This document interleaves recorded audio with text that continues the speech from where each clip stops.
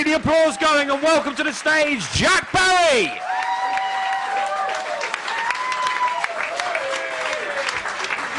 Hey! Hello! Oh, hey! Good? You having a good week so far? I'm having a weird week, and I'll tell you why. Does anyone here work in like healthcare or anything like that? No, okay, good. Well, we're all fucked if there's a problem. Basically, the reason I ask is I read like this, it was an article about healthcare. It's about guide dogs.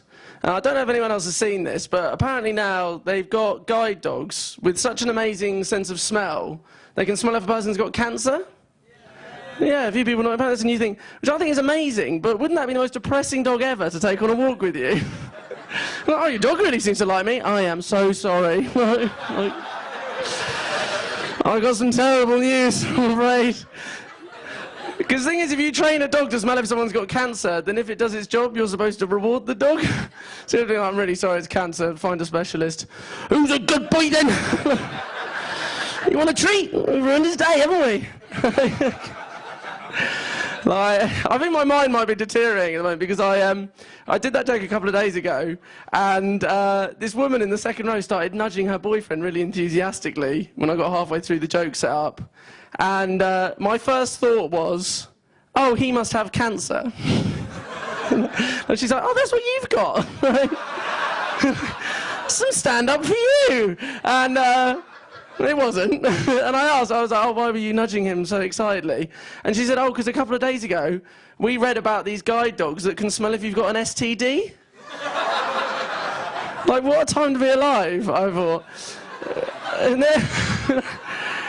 But then I was really trying to think about what, like, the useful applications for having a dog that can smell if you've got an STD are.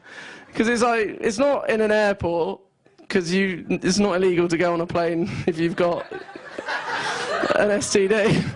So, like, the only reason that would be useful is if you're going to a nightclub and you're getting off with someone and you're like, Lassie? And Lassie's like,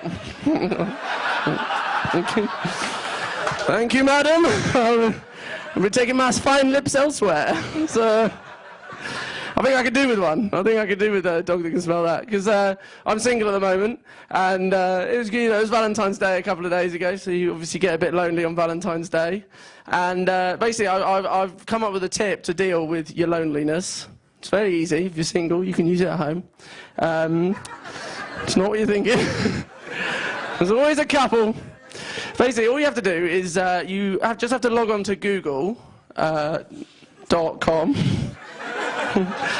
Feeling patriotic.co.uk, I don't mind. And all you have to do is you type in, yo are the best. Because then Google will respond, I think you mean you are the best. Get out of here, Google. Google, stop it. You're embarrassing me in front of my friends. Google. It's got me through some tough times as Google. I've had a weird old time recently on Valentine's Day. And this is maybe the weirdest thing that's happened to me recently. I had a gig, and then after the gig, I went to a shop near my house because I wanted to buy myself 2 Kinder eggs. Fine.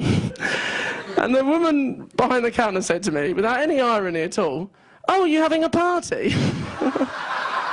Like, well, such a sweet party, believe me. Once we get into that second toy, it's going to be off the fucking chain.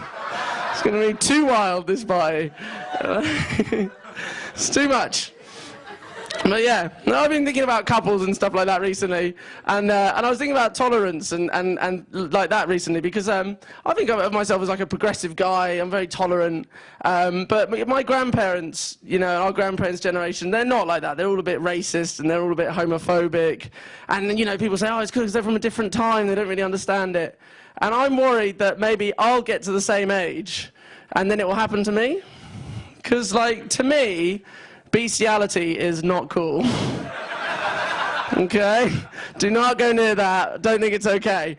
But, like, what happens if my grandkids are all like, oh, Granddad, you're such a stick in the mud. Like, bestiality's fine now. Like, me and Benji the Border Collie, we love each other. And you've always been offensive to him and throwing him sticks and stuff like that. And I'll be like, I mean, he really seems to like you, man. I think you should get yourself checked out. You might have cancer. I don't know. I think it's tough. So yeah, so that's like the kind of reasoning that I'm at the moment. I'm a very lonely man. I've like, it's got to the point, like a couple of days ago, I came up with my perfect plan. Like, I want to be a serial killer. And I've decided, like, I've got my hook. I'm going to be the comedy killer.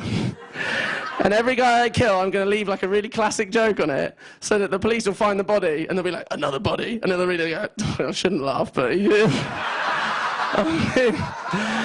gets me, this guy. He gets me every time. He's classic. And then there'll be like a copycat, and they'll be like, it's not him, he's not funny enough. He's not classic enough. Anyway, you guys have been great. I've been Jack Barry. Good night. Jack Barry, ladies and gentlemen.